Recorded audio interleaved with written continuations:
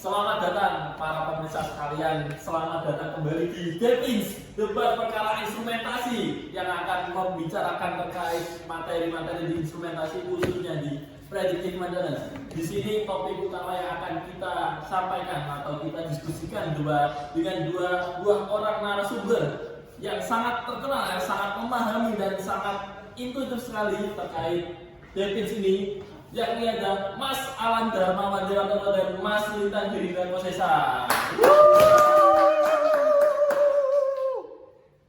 Oke, bisa duduk dulu. Apa kabar Mas Alan? Ya baik, tapi agak pusing, tapi gak apa-apa. Tetap semangat. Ya, semangat ya. Semangat. Harus semangat. Mas Lintang harus semangat juga. Sangat semangat untuk perkara alam hari ini yang sangat akan dibahas. Oke, baik sekali. Di sini ada dua topik ya, utamanya di tribologi dan demografi. Mana dulu yang mau disampaikan? Oke, untuk pertama disampaikan yaitu Mas Wahyu, topik dari saya sendiri yaitu dari termografi. Oke, demografi. Sangat penting di dunia industri khususnya di predictive maintenance. Oke, mungkin operator bisa dibantu untuk share screen. Nah, ini mengambil referensi dari buku yang berjudul An Introduction to Predictive Maintenance dari Bapak Erkit Mobley pada bab termografi. Oke, kita next. Oke, Mas Alan, pernahkah Mas Alan berpikir gitu, apakah semua benda itu mengalami sebuah radiasi? Tidak pernah. Oh, itu statement yang kurang tepat, Mas Alan. Kurang tepat ya? Ternyata benda itu di atas 0 Kelvin atau suhu 250 Celcius itu minus 250 itu, ternyata benda tersebut itu memancarkan sebuah radiasi dan juga elektromagnetik. Ternyata masalah Radiasi nuklir. radiasinya berupa infrared, Infrared. memancarkan sebuah infrared. Nah, di topik ini khususnya dari saya sendiri, infrared termografi ini biasa digunakan untuk predictive maintenance.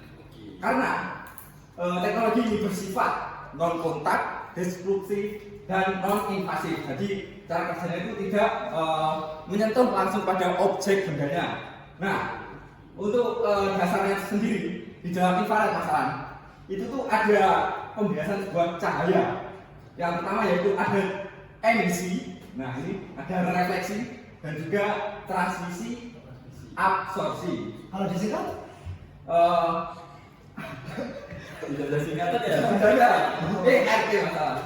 Ya, saya rasa Ini adalah sebuah konotasi masalah. Ya. Hanya sebuah memudahkan kita dalam penyebutan. Nah, ternyata warna ini mengalami sebuah perbedaan masalah antara warna hitam dan warna lainnya.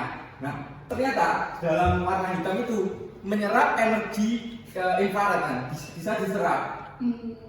Karena mas Lintang ini berarti menyerap energi nih ya? Ya, Karena kita baju hitam. contohnya sinar matahari itu dapat menyerap jika kita menggunakan baju hitam itu dapat menyerap ke dalam baju ini. Oh, makanya itu kalau ketika kita ngerasain panas, Baju hitam. baju hitam, Ya. panas. Alasan teknisnya seperti itu berarti ya? Ya, itu secara bahasa bayi, secara sederhana. Ya, tapi kalau kebalikannya misalkan malam gitu, Oh ya. itu apa yang menyerap itu? Nah, kalau malam kan itu cenderung Dingin. dingin. Nah, dingin itu radiasi yang dikeluarkan. Hitam itu pasti tetap mengeluarkan radiasi, namun sangat kecil. Nah, kita juga analogikan pada abu-abu ataupun warna-warna yang semi-semi gelap tersebut. Nah, namun jika warna yang lebih terang dapat membalikkan cahaya. Nah, ini refleksi ini, R ini masalah. Refleksi. Refleksi. Ya. Memantulkan. Benar, memantulkan. Dia memantulkan. Nah, teknologi termografi ini pemantulan cahaya itulah yang ditampilkan. Oh, berarti kalau kita berbicara terkait filosofi refleksi ketika orang-orang gini itu berarti untuk memantulkan energi Ya, Betul, ya, Pak. yang mengkosongkan energi buruk yang ada di Oh, diri. iya. Seperti itu contohnya.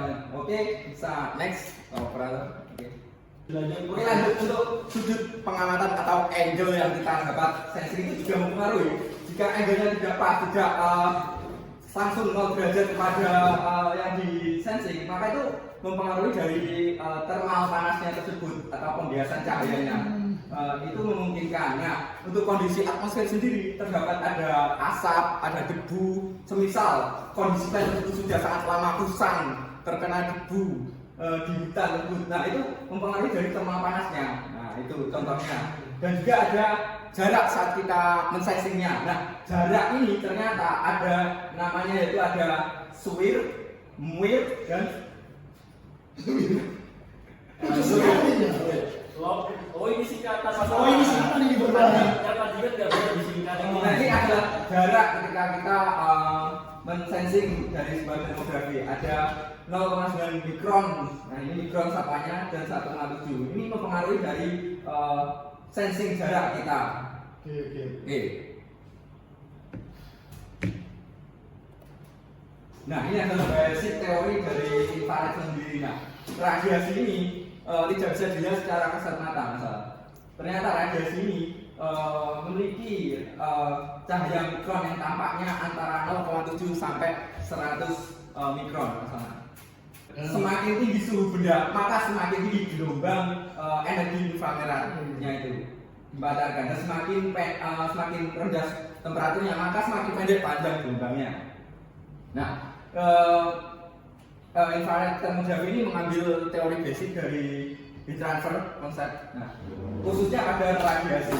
Nah, pada radiasi ini kita itu memancarkan sebuah gelombang elektromagnetik pada teorinya ini. Oke, kita bisa lanjut.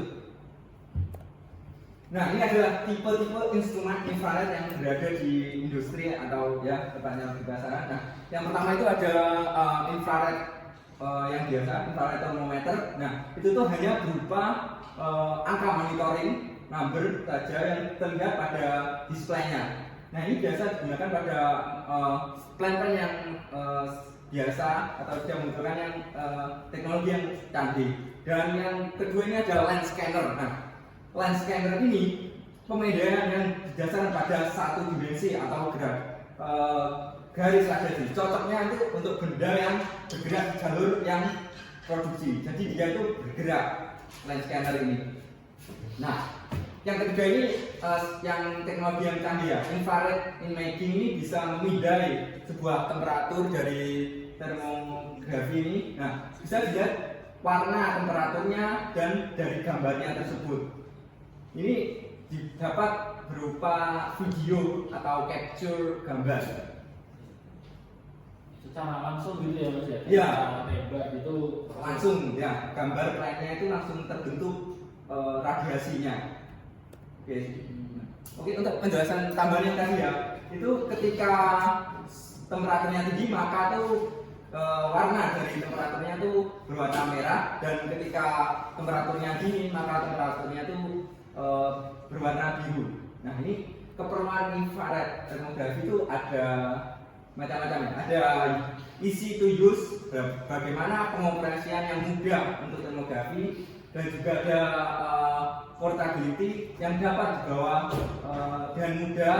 Lalu baterai ini berapa ukuran baterai dan kapan termografi ini berjalan. Lalu analog digital, lalu ada monitoring yang dapat menampilkan hasil berupa gambar ataupun angka. Dan ini ada ambien ini berapa range temperatur maksimum dan minimum saat dilakukan pemindaian.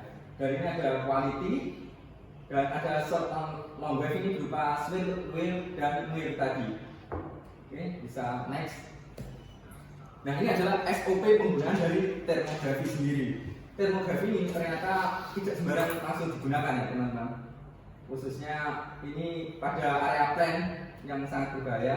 Nah, ini ada beritahu personil area sebelum memasuki area untuk pemindaian. Jadi kita memberitahu kepada yang lain bahwa kita itu akan melakukan scanning temperatur.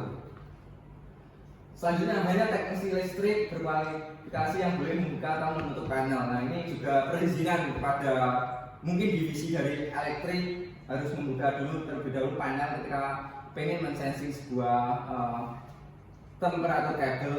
Nah, lalu ada pemindaian peralatan dalam kondisi beroperasi normal dengan pandangan yang jelas. Jadi kita itu mensensing secara angle yang tepat agar jelas. Nah, jika ini yang terakhir mematikan peralatan dengan pengenalan interlock jika memungkinkan. Nah, oke, next. Ini adalah tipe permasalahan yang biasa terjadi pada infrared. Biasanya itu ada sirkuit breakernya longgar dan kontaknya itu tidak bisa mensensing dengan mudah. Lalu ada konduktor, ini scan beban tidak seimbang dan putus spiral heating. Nah, ada sirkuit breaker ini berupa komponen panas terlihat dari permukaan luar. Lalu kapasitor ini mungkin ada yang rusak, ada yang mati, ada yang meledak mungkin. Dan juga ini mungkin yang kita temukan pada gejala-gejala termografi infrared yang rusak. Oke. Kalau ini apa? Mas Senang, yang kiri ini. Oke. Ini mungkin ini untuk perbaikan dari IC dari chip dari sensor infrared termografi sendiri, masalah. Jadi ini tuh semacam analisa ketika kita mungkin bekerja di vendor atau pabrik termografi infrared dan kita tuh ambil ilmu ini. Oke. Mungkin kalau kita di dunia industri tersebut kita hanya sebagai user. Kalau rusak mungkin ganti atau servis ke unit klaim garansi dulu seperti itu. Oke. Nah ini mungkin ini appendix ya teman-teman, appendix dari material yang di sensing. Mungkin bisa kita ambilkan sedikit saja. Bentar. Nah ini mungkin appendix dari bisa di scroll juga mas, bisa langsung appendix. Nah ini ada Fahrenheit, Celsius, mungkin besaran-besarannya. Oke, analog datanya, continuous. Ini atmosfer tadi yang mempengaruhi, hanya atmosfer yang mempengaruhi ternyata. Oke, next terus. Ini appendix ini berupa pengetahuan ketika kita melakukan infrared termografi. Next, nanti ada material juga. Tadi ada corona 2019 itu. Oh ya, corona. Oh ini mungkin updatean dari buku tersebut. Ya, mungkin ini updatean seri yang terbaru dari buku ini yang mengupdate adanya corona juga. Hotspot. Nah ini ada hotspot thermal. Next ini. Oke. Wow. Mungkin juga ada perbandingan yang lain menggunakan X-ray, menggunakan ultrasonic. Nah itu juga ada menggunakan EDICAR yang prinsipnya merugikan. Oke. Next. Banyak ya appendixnya ini. Oh. Nanti juga ada, nah ini material-material yang disensing pasti ada ukuran Celsiusnya ini, ambang batasnya ini, emisinya, metal ini. Bicara material ini mas ya? Ya, ini material ketika kita sensing ada banyak ya. Ya. Apakah bisa sebuah termografi itu bisa mensensing sebuah makhluk yang tak kasat mata? Karena tadi Mas Rina bilang bahwa saya semua benda itu kalau itu bisa. Mungkin makhluk itu bersifat metafisika. Metafisika. Oke. Apa lagi? Metafisika itu masih kita dari dimensi lain ke dimensi tertentu masih masalah. Jadi mungkin makhluk tersebut memancarkan sebuah energi tertentu, memberi energi elektromagnetik atau energi yang lainnya. Mungkin termografi ini bisa secara tidak langsung mengenali anomali atau noise gitu. Mungkin itu saya anggapnya itu sebuah keeroran, ya bukan mendeteksi hal-hal tersebut. Oke, jadi secara nggak langsung itu kalau misalkan bisa terukur itu termasuk error, bukan termasuk ini tuh bisa diukur gitu. Ya, itu masih mungkin kalau kita ketika mensensing tidak berada di kondisi yang benar, namun di termografinya itu menampilkan temperatur yang tidak normal, nah itu mungkin anomali, ya asumsinya. Oke. Lanjut. Oke. Lanjut PPT balik. Nah ini cuma materialnya. Oke. Mungkin sekian dari saya selaku pemateri dari termografi. Oke. Terima kasih termografi yang telah dipaparkan oleh Mas Lintang tadi sangat menarik sekali ya, utamanya membuka wawasan kita bersama terkait pentingnya termografi di bidang predictive maintenance. Oke, mungkin pada sesi selanjutnya akan dijelaskan oleh Mas Alan. Nah, oke, bisa dimulai dengan materi tribologi. Oke, apakah sudah bisa dimulai Mas Alan? Bisa, Mas Lintang aman ya? Aman, oke. Oke, jadi karena tadi Mas Lintang sudah memberikan ilmu kepada saya mengenai termografi, saya berusaha untuk memberikan informasi atau ilmu saya kepada Mas Lintang terkait tribologi. Nah, apa itu tribologi? Ini Mas Lintang sudah pernah mendengar tribologi ya? Istilah yang mungkin awal saya dengar apa tribologi ini hanyalah sebuah tiga komponen ya, tiga komponen untuk perbaikan mungkin, Ya. perbaikan dari mesin atau lain. Hampir tepat Mas Lintang. Sebenarnya terminologi dari tribologi ini hampir benar tadi. Sebenarnya sangat singkat. Tribologi ini adalah sebuah ilmu yang mempelajari antara interaksi benda-benda yang bergesekan.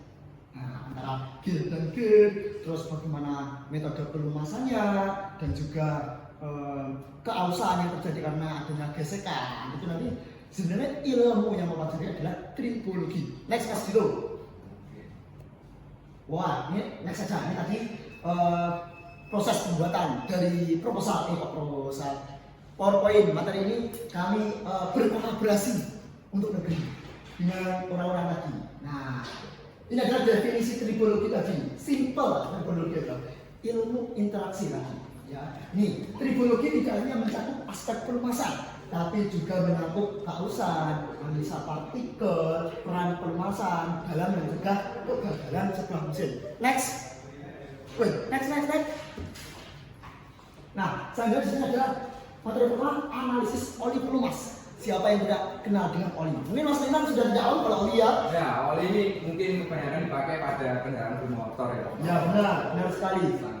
Oli itu perlu bisa ada teknologi, itu kan teknologi, ada metode untuk menganalisis. Nah, biasanya kita menganalisis secara tradisional, itu biasanya kita melihat di speedometer nih, biasanya kalau di motor-motor. Kita mengisi oli pada kilometer berapa, nanti di sekian kilometer kita mulai ganti. Nah, itu adalah sebuah cara atau metode yang sebenarnya tidak kita rasakan. Sebenarnya itu adalah sebuah metode analisis oli untuk mendeteksi kondisi pelumas atau oli ini apakah sudah perlu diganti atau belum. Gitu. Next. Nah, ini adalah mungkin melihatnya sangat kecil ini Mas Lintang ya.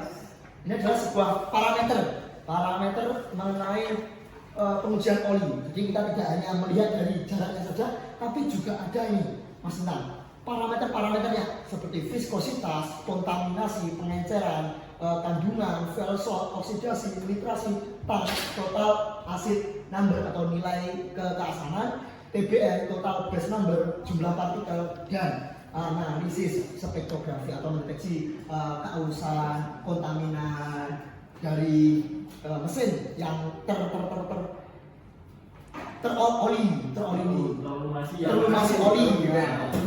oli itu. Nah, kemudian setelah kita mengetahui ini apa saja parameter oli, kita juga harus paham terkait apa saja itu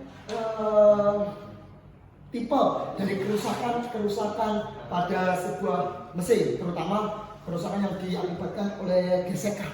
Mungkin Mas itu bisa di next. Ini adalah tipe-tipenya, ada 4. Yang sebelah kiri ini rubbing wear, rolling fatigue, combined rolling and sleeving, dan sleeving wear. Rubbing wear itu terkait kausal yang disebabkan oleh sebuah gesekan. Nah, biasanya kalau olinya itu minim, dia rubbing wear ini akan cepat akan mudah. Maksudnya rubbing wear ini akan hadir ketika oli itu minim. Jadi gesekan antara gear itu dia tidak ada pelumasnya. itu sangat mempengaruhi hal yang sangat penting juga. Kemudian ada rolling fatigue, kelelahan gelinding. Banyak ini terjadi karena sebuah putaran atau gesekan itu terlalu sering sehingga mengakibatkan sebuah rolling fatigue atau kelelahan rolling. Nah, misalnya ketika kita misalnya mau jarak jauh nih, mau perjalanan jarak jauh Bali Jakarta, nah ini adalah bisa menyebabkan kelelahan gelinding atau rolling fatigue ini. Jadi sebelum kita melaksanakan proses perjalanan jarak jauh itu, kita harus mengganti olinya terlebih dahulu. Dan jangan langsung dari Bali langsung ke Jakarta, itu tidak bisa. Karena kita juga harus melewati laut dulu. Nggak bisa kita motoran langsung ke Bali Jakarta, nggak bisa. Ya. Jadi kita harus ada waktu untuk istirahat, biar tidak kelelahan. Kemudian ada ini kombinasi rolling dan sliding wear. Kita akan jelasin yang sliding wear terlebih dahulu ya.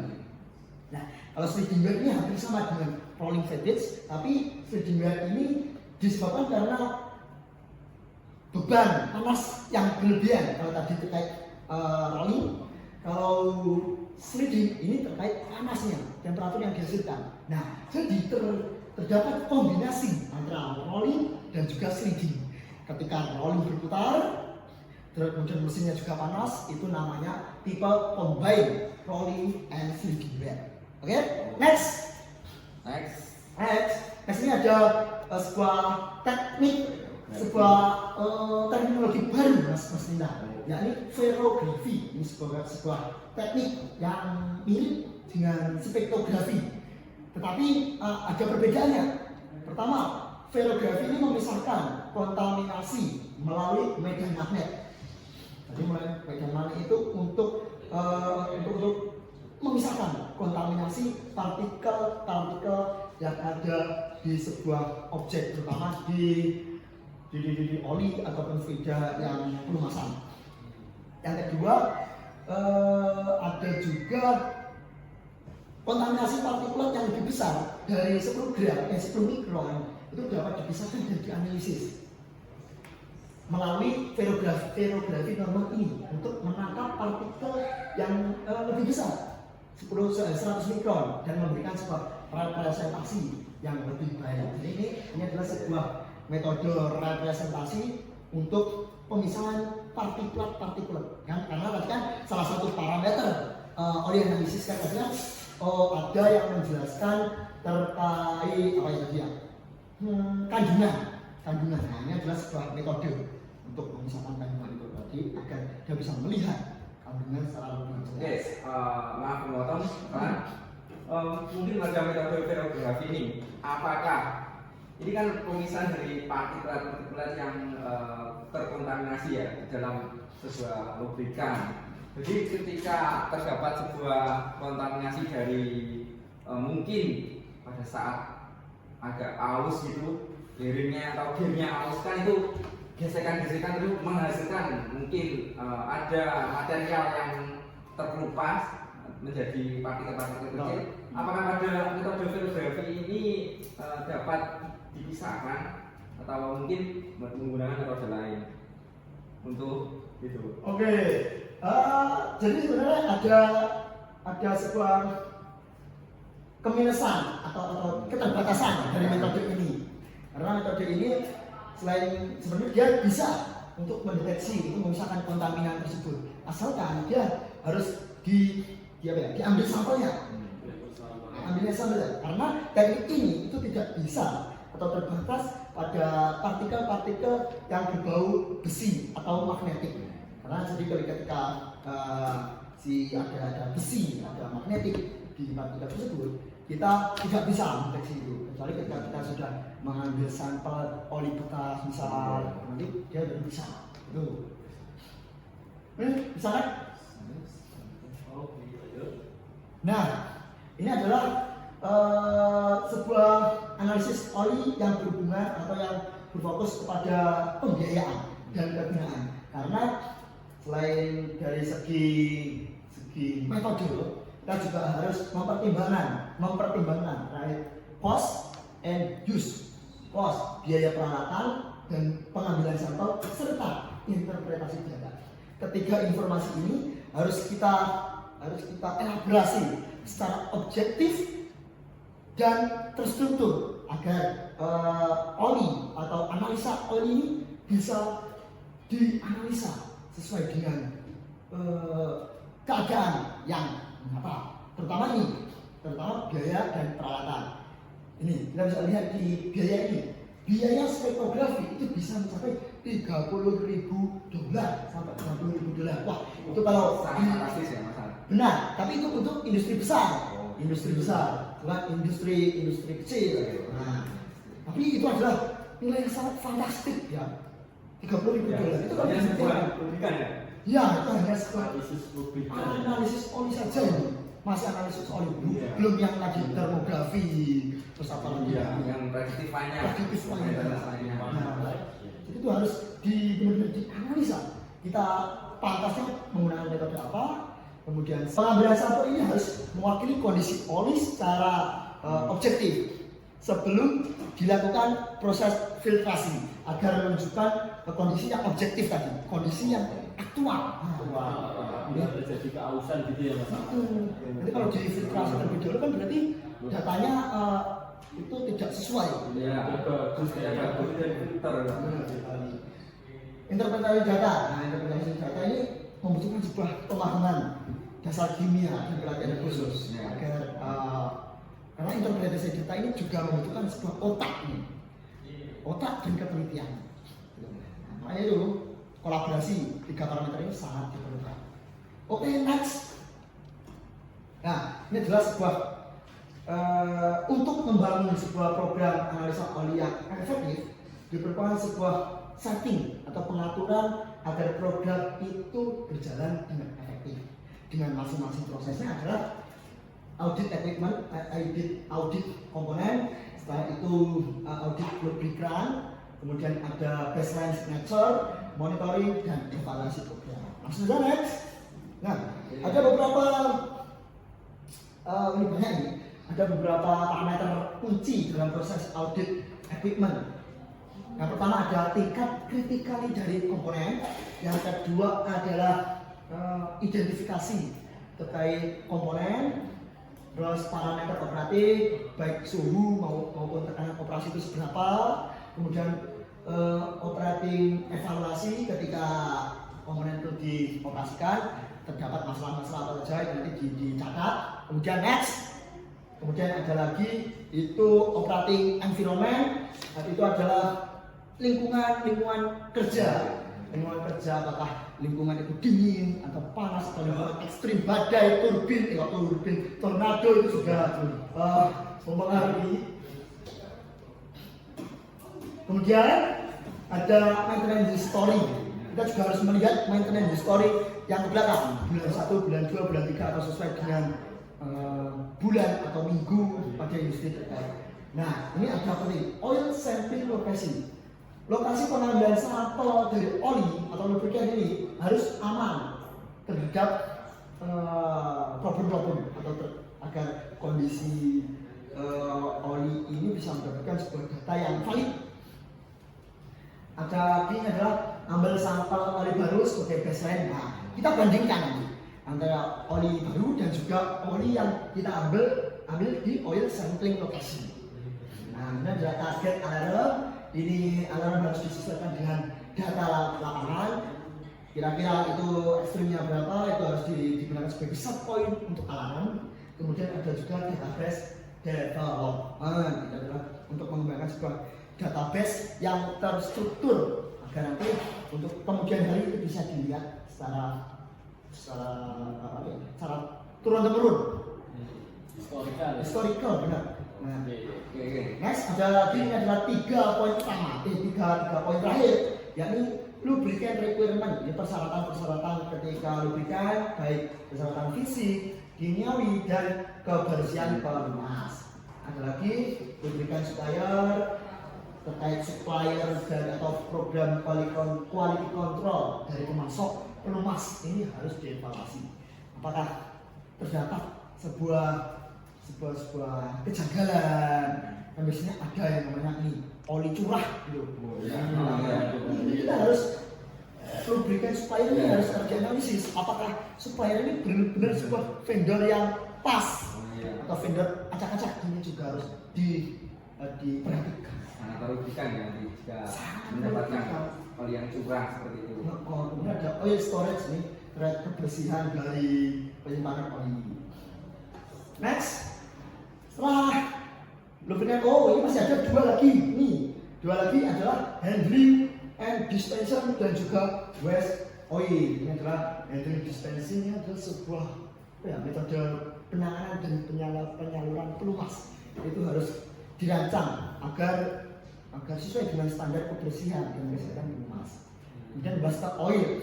Nah, pelumas atau oli yang sudah tidak digunakan itu harus dibuang dengan metode yang pas. Tidak boleh langsung dibuang ke kali, tidak boleh langsung dibuang ke danau. Nanti lagi ada takutnya nanti mencemari lingkungan. Misalnya bahaya sekali. Nanti ada chef, apalagi chef raja, chef apa lagi? Iya, nanti ada banyak chef karena limbah ya. Limbah. Nanti ada terperang dan lingkungan sekitar. Nah, daripada viral yang buruk, kita harus bisa memproses waste atau limbah. Nah, setelah itu ada proses lubrication, ada proses, ada juga baseline signature. Nah, ini adalah sebuah baseline signature itu sebuah proses untuk pengumpulan dan menganalisis semua data yang diperlukan untuk menentukan kesehatan peralatan dan pelumasan saat ini dalam kaitannya tentang alarm dan target yang diperoleh dari audit. Nah, dari audit itu tadi kan ada baseline-nya, ada oli yang bagus itu tadi. Itu yang harus dipastikan bahwasanya oli itu sudah sesuai dengan standar yang nantinya bisa digunakan sebagai baseline untuk proses analisis. Nah, gimana prosesnya itu tidak sekali tahap, tapi ada beberapa tahap. Nah, ini ada equipment evaluasi, sampling testing, execution testing, data entry, dan baseline signature. Nah, setelah baseline signature itu sudah tertandatangani atau sudah terkonfirmasi, kita masuk ke program yang sangat-sangat penting. Ini adalah proses monitoring rutin. Nah, monitoring rutin ini ada berbagai macam tahapan juga, ada berapa ini 9 tahapan juga. Ada monitoring rutin setiap berapa interval waktu sekali, dan ada testing di laboratorium. Setelah kita melaksanakan pengambilan data, itu akan di testing. Setelah itu data di testing itu akan dianalisis. Kemudian ini ada sebelum itu ada proses pengambilan sampel. Kemudian ada frekuensi pemantauan harus dipastikan. Ada post overhaul testing, ini pengujian setelah overhaul, setelah service, nanti perlu di pemeriksaan kualitas lagi. Ada kontraktor overhaul, root cause, nah akan masalahan. Ternyata tidak hanya dari situ atau dari mana lagi, nanti kita bisa koordinasikan. Dan yang terakhir adalah report mengenai hasil dari monitoring kita. Dari proses monitoring ini, kemudian kita bisa melakukan sebuah analisa, elaborasi data yang kemudian bisa menunjukkan evaluasi program. Next, mana evaluasi program ini bertujuan untuk memastikan bahwasanya kegiatan produksi atau kegiatan pemeliharaan itu sudah berhasil atau belum. Jadi dievaluasi di situ, kemudian keberhasilan dari program ini juga diukur melalui indikator teknis seperti jumlah mesin, jumlah masalah, jumlah tindakan penyelamatan dini yang dilakukan, dan lain-lain. Namun ini Mas Nai, ini dari pencarian kami, banyak organisasi atau industri itu yang gagal mengubah hasil teknis tersebut menjadi sebuah nilai finansial yang jelas dan terukur. Akibatnya, program yang sebenarnya itu efektif karena tidak adanya sebuah metode nilai finansial, seringkali menciderai dari sifat ekonominya itu sendiri. Itu tadi pentingnya dari proses oil cost dan uses tadi. Kita harus kenali terlebih dahulu apa mesin kita, metode yang berhasil itu apa, dan juga lain-lain. Karena biaya itu adalah kunci ya. kunci. Realistisnya gitu kan. Iya. Ya, semuanya itu pasti memperkarakan sebuah biaya. Jadi selain kita paham metode, kita juga harus paham manajemen keuangan. Mungkin itu dulu kayaknya. Yang adalah terakhir evaluasi program. Ini saya kembalikan ke Mas Wahdi. Oke, terima kasih Mas Alan ya, Mas Alan terkait materi tribologi yang sangat membuka wawasan kita lebih luas lagi. Di sini telah tergambarkan ya mungkin bagi teman-teman semua untuk tribologi dari metodenya, dari pengertiannya, dan dari bagaimana dia itu merupakan sebuah metode untuk predictive maintenance di bidang gesekan, utamanya di pelumasan. Oke, untuk melanjutkan perbincangan pada malam hari ini, teman-teman, mungkin dari kedua belah pihak mungkin bisa saling bertanya. Bisa dimulai dari siapa dulu? Oke. Bebas jawab. Mungkin melanjutkan langsung ya tribologi ini ya. Oke. Materi yang sangat menarik bagi saya khususnya di bidang instrument engineering ya, yang nantinya mungkin kita berada di posisi untuk memaintain sebuah plan alat. Nah, ini materi yang bermanfaat. Nah, ini pertanyaan dari saya. Yang pertamanya yaitu mengapa pergantian oli ini secara berkala dalam konteks tribologi. Nah, kenapa olinya itu diganti secara berkala? Oke, langsung aja jawab ya. Langsung jawab ya. Boleh, Jawab. boleh. Nah, jadi kenapa oli itu penting untuk diganti secara berkala? Ini ada hubungannya dengan proses audit proses tadi. Audit proses. Karena yang namanya oli itu adalah sebuah fluida pelumas. Yang namanya pelumas adalah untuk melancarkan sebuah peristiwa. Kalau namanya pelumas itu adalah untuk melancarkan sebuah peristiwa dan sebagai fungsinya untuk mengurangi gesekan dan kausan. Itu sangat penting.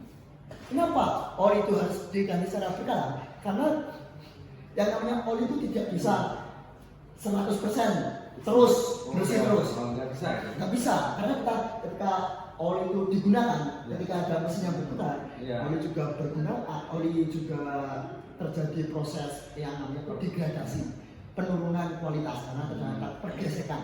Pergesekan di situ terdapat degradasi, kontaminasi, ataupun bisa jadi karena degradasi itu kehilangan sifat pengamanannya itu tadi.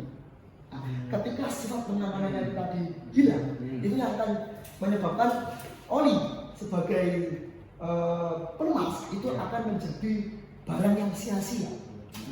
Barang sia-sia. Untuk itu perlu dilakukan sebuah penggantian oli secara berkala. Mungkin kalau di motor itu biasanya 4.000 km ya. 4.000 km itu setiap 4.000 km itu harus diganti. Tapi kalau tidak ada kita berprinsip bahwa ini motor saya masih aman, itu secara harfiahnya di dalam motor itu ada gesekan. Ketika oli itu sudah kualitasnya menurun, degradasi, itu olinya tidak digunakan. Itu akan merusak mesin, kemudian bahayanya itu turun mesin. Gesekannya terlalu parah itu ya sampai olinya itu nggak pernah diganti. Ini not connected ini. Ya minta tolong operator ini mati ya. Nah, itu untuk pertanyaan nomor 1. Yes, sudah cukup menjawab ya. Ya. Pergantian berkala ini sangat penting ya untuk sebuah oli pada sebuah mesin atau engine yang digunakan. Untuk pertanyaan kedua ya, ini boleh ya Langsung saja. sebuah mesin itu, mesin produksi mengalami peningkatan temperatur dan suara yang gesekannya yang tinggi. Hasil oil analisis menunjukkan bahwa viskositasnya ini menurun drastis. Dari yang awalnya mungkin kental menjadi agak berkurang gitu, cair. Dan terdapat karakter logam halus. Nah mungkin ini dari gesekan. Jelaskan penyebab dan solusinya yang dilakukan itu apa saja. Oke. Penyebabnya terus solusinya. Langsung jawab ya, ya. Ya, Jadi ketika sebuah mesin produksi, Ya. jadi kita ibaratkan lagi mesin produksi itu hasilnya adalah motor ya. Ketika motor itu sudah terdapat peningkatan suhu, terutama adanya suara-suara yang sangat tidak mengenakan, hubungannya dengan oli itu biasanya oli sudah menunjukkan sebuah tanda-tanda degradasi oli.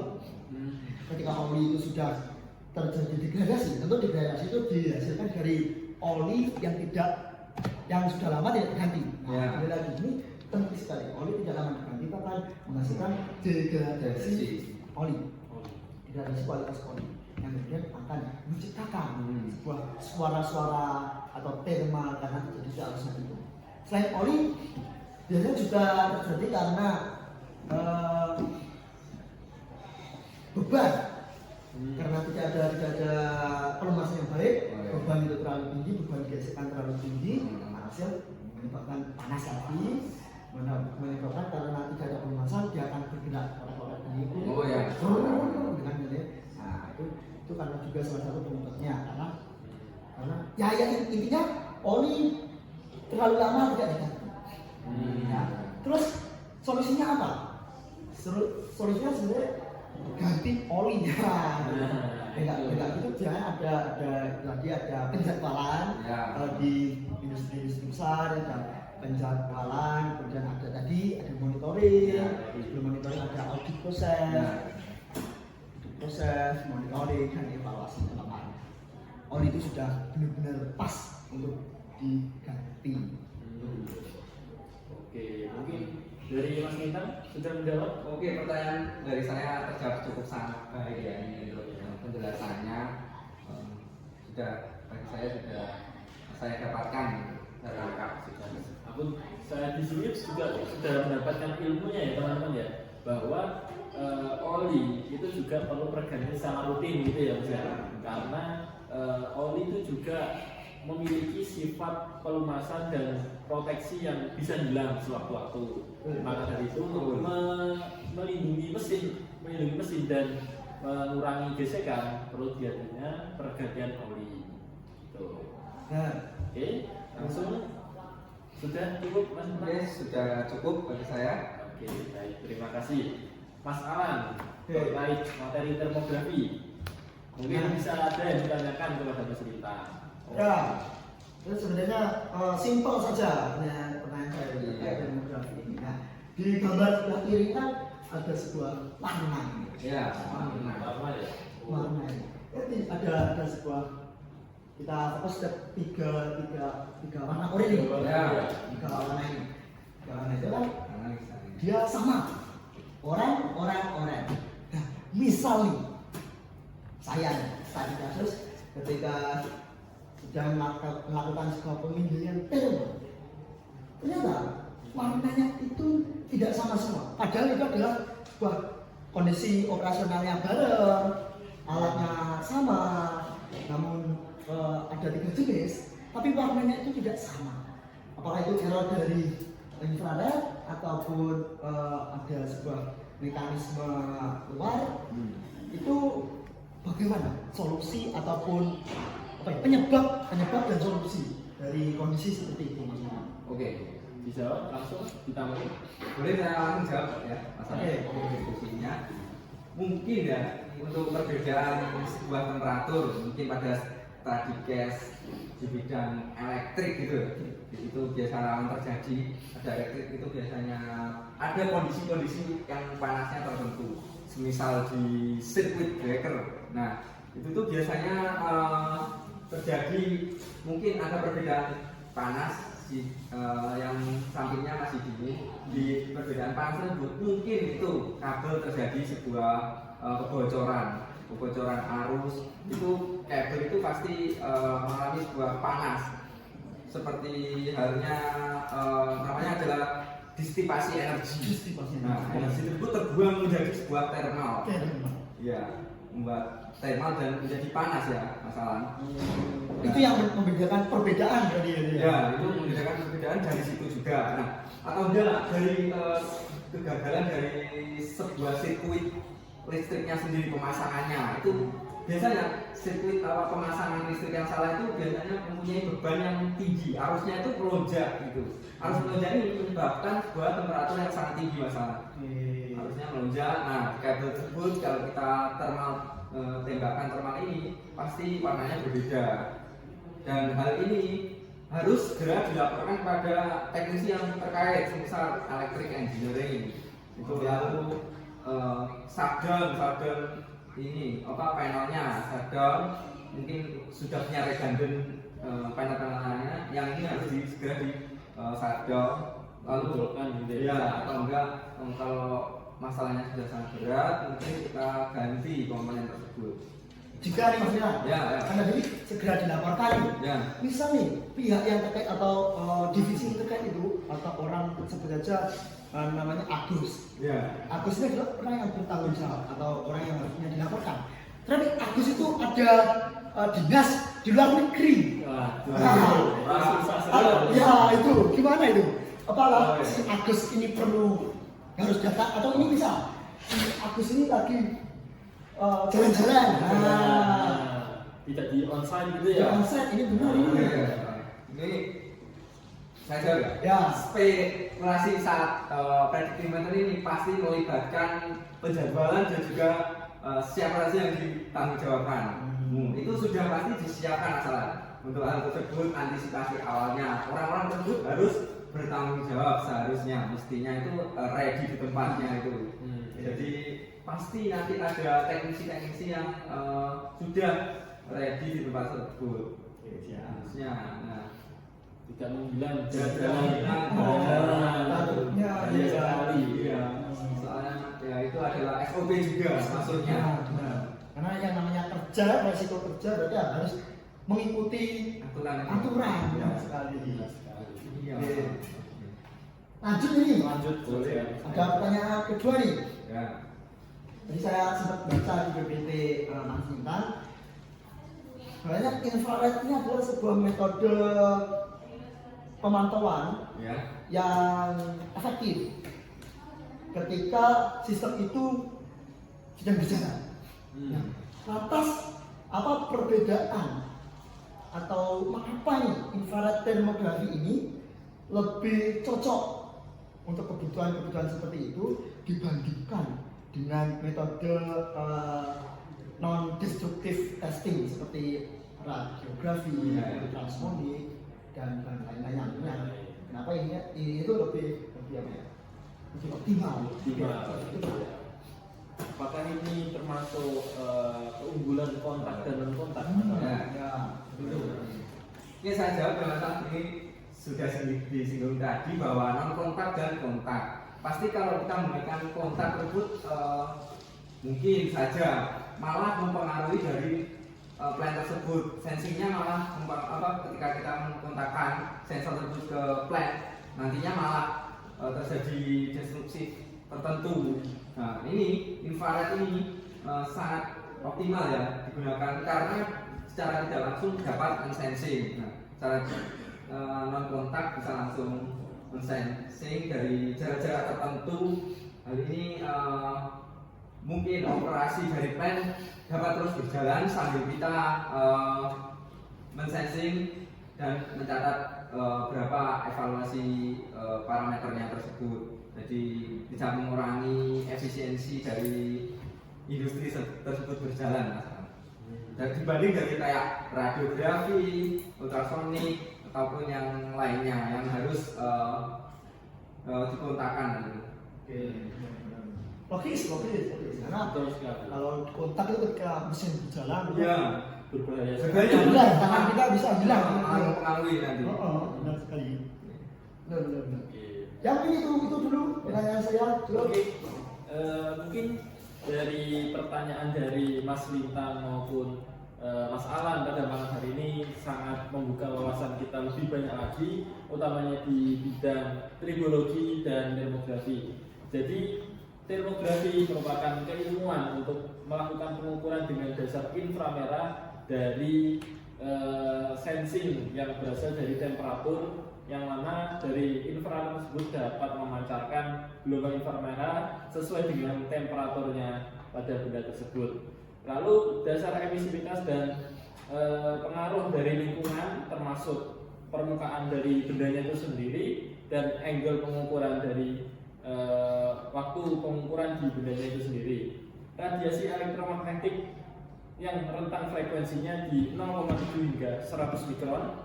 Lalu pada prinsip dari termografi juga memiliki prinsip dalam perpindahan panas seperti konduksi, konveksi, dan radiasi. Contoh dari pengembangan dari termografi seperti termogan, line scanner, dan thermal imaging. Dalam menggunakan termografi perlu adanya SOP menggunakan dalam industri utamanya agar dapat melakukan pengukuran dengan baik dan tepat sasaran. Lalu pada materi kedua di tribologi malam hari ini yang disampaikan oleh Mas Alan merupakan ilmu yang mempelajari benda-benda yang bergesekan. Utamanya di sini merupakan benda-benda yang rotating ya Mas ya, rotating dan memerlukan pelumas. Pelumasan merupakan perlindungan untuk dari mekanisme yang menyebabkan keausan. Oli dan analisis oli dapat dilakukan secara preventif analisis, yaitu secara penjadwalan, maupun prediktif analisis berupa analisa data-data yang diperoleh. Lalu tipe kerusakan akibat gesekan terdapat rubbing wear, yaitu gesekan, rolling fatigue, kelelahan putaran, combined rolling fatigue merupakan termasuk rolling dari gesekan dari sliding ya Mas ya, rotating dan sliding. Oke. Mungkin dari penjelasan yang telah disampaikan oleh kedua belah pihak ini sangat insightful sekali dan bisa memberikan pengalaman baru bagi kita terkait keilmuan di predictive maintenance. Mungkin ada yang disampaikan lagi? Oke, sudah sangat cukup ya untuk diskusi malam hari ini. Ya, sangat menarik sekali.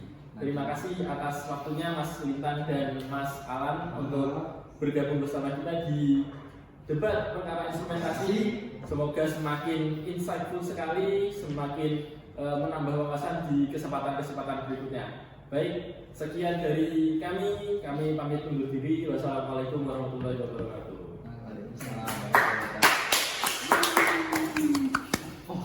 Oh, merah jam.